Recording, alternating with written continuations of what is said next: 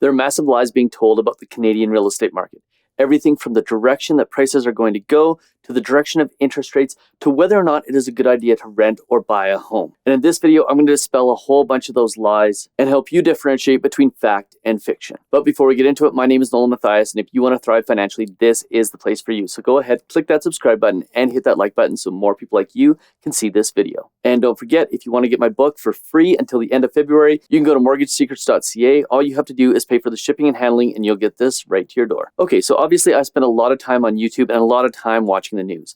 And there are some serious lies being told about what's going on in the Canadian real estate market. In fact, I watched one video recently where a YouTuber found two properties in Calgary, one for rent and one for sale, and compared them. And obviously, he determined that it was better to rent in Calgary than it was to buy. But I went out and found those two properties, and even though he made it seem like they were comparable, they were anything but. They were in communities that were in different quadrants of the city, and they were nowhere close to the same. One was finished significantly nicer, it had a full two-car garage detached, and the other had none. So in a comparison where he made it seem like things were apples to apples, he was really comparing apples to oranges because the properties were nothing alike. In fact, the typical values in the one community were almost 20% higher than the values in the other. And that led me to want to make this video because there are so many lies being told in Canadian real estate, and the comparison between renting and buying is definitely one of them. So let's start first and foremost with the lie that the market is definitely going to crash.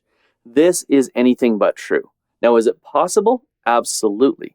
But there's nothing to suggest that a crash is imminent. In fact, the increases in interest rates that have led to an increase in the qualifying rate justify the amount that property values have come down in Canada. There's been about a 2% increase to the qualifying rate in Canada, and there's been about a 20% reduction in prices, which if you subscribe to the 1%, 10% rule, where a 1% increase in interest rates equals a 10% reduction in buying power, then this absolutely makes sense with respect to the amount that housing prices have come down. And at this point, there's no evidence to suggest that the housing market is going to crash. And any evidence that there is to suggest that the housing market might crash is not evidence that is widely available to the public. And while a crash in the real estate market is possible, it will more than likely be due to something that nobody sees coming, similar to what happened in the 2008 financial crisis in the US. Now, the second big lie that we're seeing is the converse of the market will crash lie. And that is that the market will definitely rebound at the end of 2023 or 2024 or whenever the pundits say. And just like the idea that the market will crash, any forward-looking statements with respect to what the market is going to do are just guesses. But there are some people who are delivering this information with such certainty that it will undoubtedly lead some borrowers and some buyers to jump into the market when they possibly shouldn't. And all it would take for the market to not rebound is a massive change in unemployment or some news article that scares the crap out of Canadians and changes the sentiment towards the market. And I'm telling you right now that it can happen like that. But you can't make buying decisions based on whether you think that is going to happen or not going to happen, because when it happens, nobody will see it coming. So in other words, if you're making a buying decision, you have to do what's right for you. You have to assess the market that you're in, and you have to make sure that you're making the right decision for you at that time. And what does making the right decision for you mean? Well, it means making sure that you're buying a property that you're going to buy for the long term and that you can afford even when things get rough. Now, that leads us into our next conversation, which is any sort of predictions with respect to interest rates. Because if the last 3 years have taught us anything, it's that interest rates and their direction are really anybody's guess. And I'm guilty of this as well. I definitely did not see the increases to interest rates coming. Now, there are some people that will tell you that they saw them coming, and the truth is that they were right, but they were right for the wrong reasons. They really just made a really good guess that happened to come true. And anyone that's telling you that interest rates are going to go down or that we're headed for a recession is absolutely guessing and making a forward-looking statement that, like I said before, is unpredictable. So if someone comes at you with certainty about the direction of interest rates and they aren't Tiff Macklem, then I would strongly suggest that you consider their point of view, but don't use it to make your buying decisions. Now, our next lie is one that is coming up more and more often, especially on YouTube.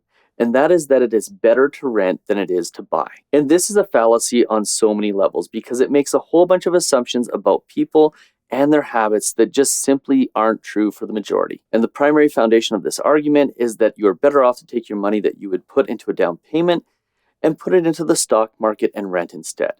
But that ignores several things. First and foremost, the powerful effects of leverage, which is why Canadians tend to have a significantly higher net worth if they own a home than if they don't, as well as the benefits of asset appreciation that come with owning real estate and the forced savings mechanism that is debt paydown. And this is essentially like getting a discount on a property. So in other words, if you buy a property rather than rent one that's similar, that's identical, for example, you're basically being forced over the long term to save money. And that ends up equating to a discount on housing because you're taking money every single month and you're applying it to the principal. And when you look at tax implications and all of those things, there's simply no math that can be done that would make it make sense to rent rather than buy over the long term. You may be able to make this argument over the short term, but over the long term, however, it's just a non-starter. And if you want further proof of this, then why would investors buy properties and rent them out to other people unless it made sense to own those properties and pay down the debt over the long run? It is quite clear from an overall net worth perspective that owning a home is a far better option in the long term than not owning one. Now that leads us to the next lie, which is tied into the last one, which is it's always better to buy than it is to rent, because that isn't necessarily true either. There are times where it does not make sense to buy. And that is, for example, when somebody is buying for the short term, so they aren't going to live in a property long term, and they don't want to run the risk of having the property values fluctuate. It's also true for when somebody has job uncertainty or relationship uncertainty or any other number of reasons. So let me be clear, over the long term, buying almost always makes more sense than renting. However, there are circumstances where it's not the right time to buy, and that is only something that you yourself can figure out. Now, the next lie I want to talk about is that you will never be able to get into the market if you don't do it now, because housing only goes up in value over time. And that's simply not true. Just like any other market, housing moves in cycles.